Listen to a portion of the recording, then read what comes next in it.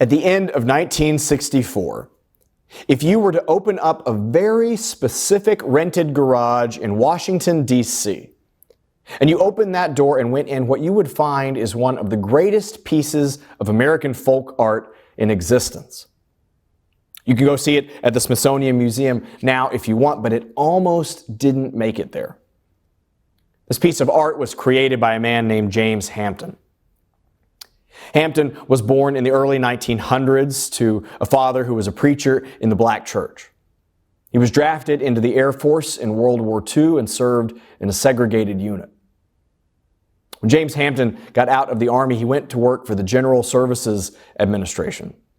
And there he was a janitor, where he worked until the end of his life. James Hampton thought he had heard a voice from God.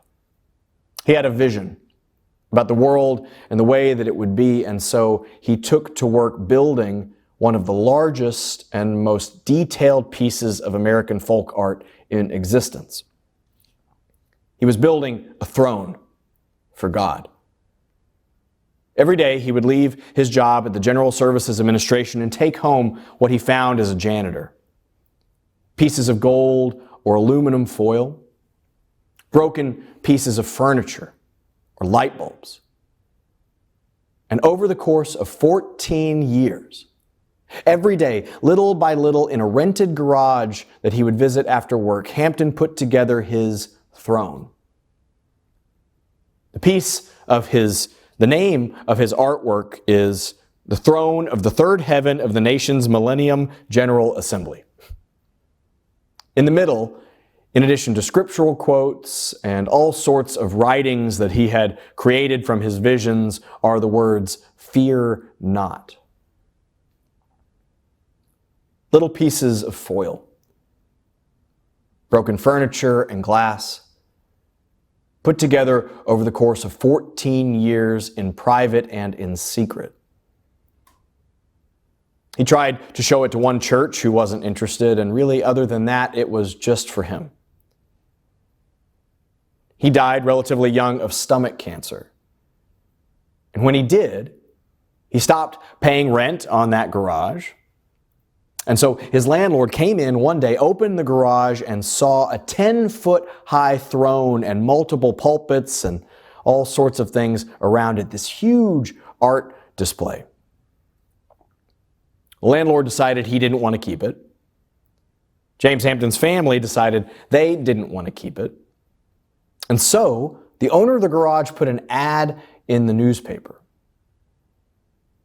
When that happened, art collectors and critics came by to see it, one of them being the associate director of the Smithsonian, who knew the value in what he was seeing, offered to pay the remaining rent on the garage, took the piece, and installed it in the museum where you can see it today. James Hampton, a man who grew up and served in a segregated unit in the Army, who quietly worked as a janitor for the General Service Administration, who lived alone and came home every day quietly piecing together from trash and discarded items his throne, had a legacy after death. We know his name today and have his art displayed in one of the most venerable museums in the world. But his legacy after death doesn't exist because he planned on it being in a museum. That legacy, his art, the way that he lived on after his death, was not for us. The legacy was created in small, daily acts of private devotion, done where no one else could see, making a space for his God in the way that he knew how. His legacy was for him. Private acts of care. And yet it lives on long after his death. Today is All Souls Day in our congregation. We're thinking about the impact of a human life after we die. What do we leave to those who come after us? One of the most common questions we ask as human beings, myself included, is, what will my legacy be? Do I live on in any meaningful way after this life, and what does it look like? And when I think of the people who have made the biggest impact in my life, it's normally because of those private acts of care and devotion that maybe nobody else ever saw. Think of the person that you're memorializing today. The people that you've loved or lost whose impact is very much alive in you right now. Why? What is their impact? For me, I think often of a woman named Scotty Johnson.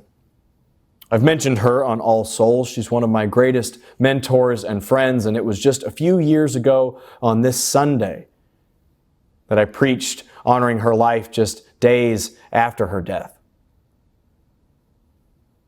Her impact on me was different than James Hampton's on the art world, but the thing that she had in common was that her profound legacy didn't come in something showy. It wasn't so that other people could see. Her profound legacy on my life was because she showed me tender, private, regular acts of care that only she could give.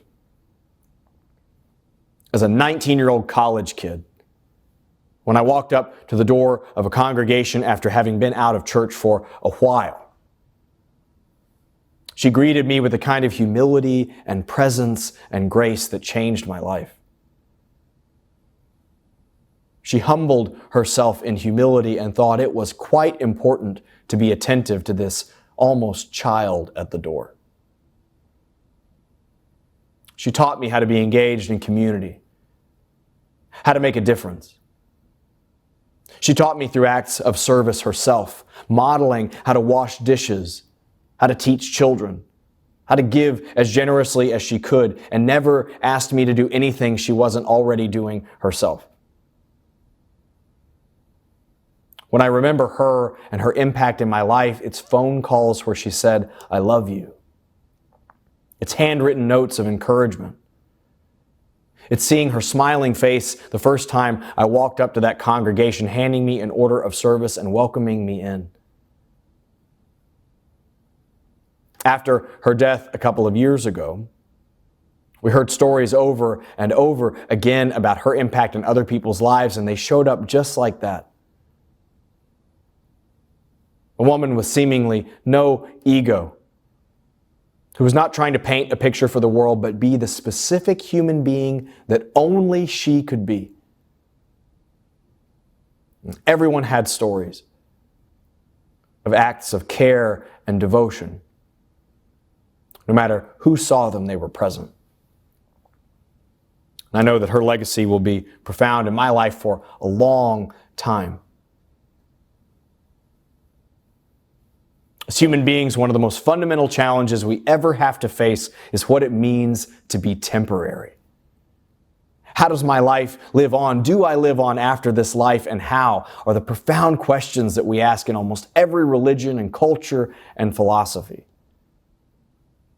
Being temporary is one of the greatest blessings and one of the most profound challenges we have. It's what separates us from so many other creatures. There is a number to the amount of times we will hold the people that we love. There's a number to the amount of times we hear our children laugh. There's a number to the amount of times someone says, "I love you" to our face. There's a number of cups of coffee. There is a number of sunsets and summers. We don't know what the number is in our lives, but we know that they're finite. It makes this life precious, sometimes filled with anxiety, and deeply, deeply good. We come from dust, and to dust we shall return. It is written into the very word human in English. Humus, human, dirt, earth. It's the same in Hebrew. The word Adam for man, Adama, means dirt thing, earth creature.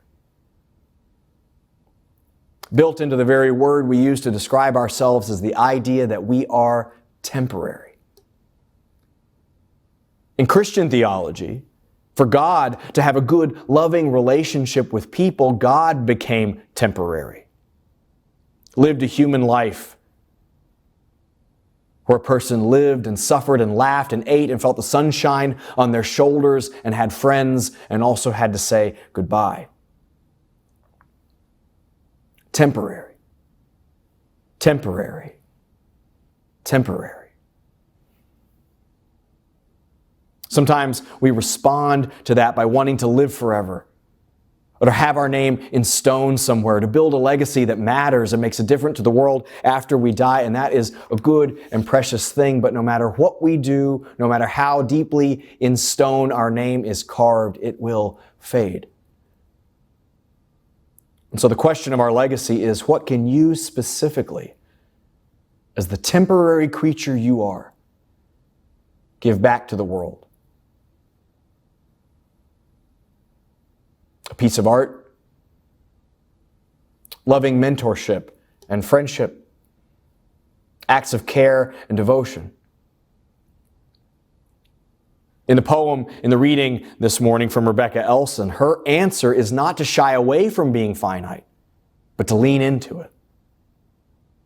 When this astronomer and poet lived, she was 29 years old when diagnosed with non-Hodgkin's lymphoma and died just before her 40th birthday.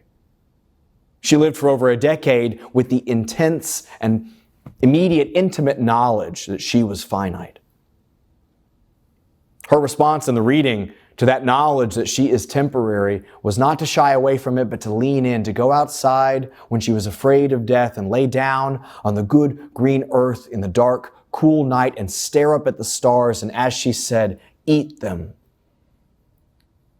The stars that she had loved and studied for so many years reminded her of the time when all things were one thing.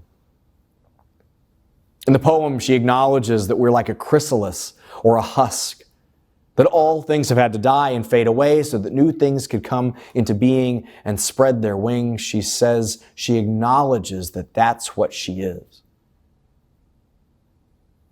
Far from trying to evade the reality of death, she leans in and says, "This is me."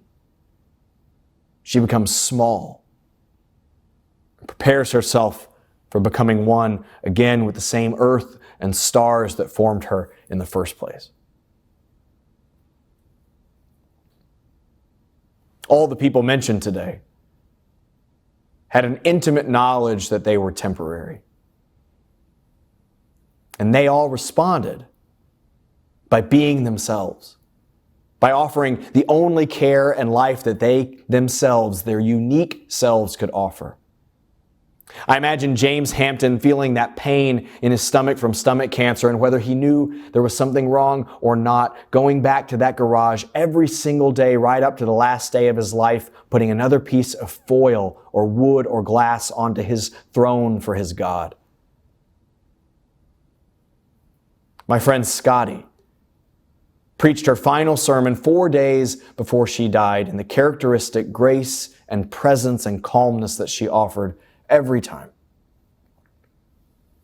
The astronomer and poet, knowing that she's reaching the end of her life, did what she did. Laid down on the good earth in the cool sky and looked up and ate the stars that she loved with her mind. Their response to being temporary was to be fully who they were up to the very end.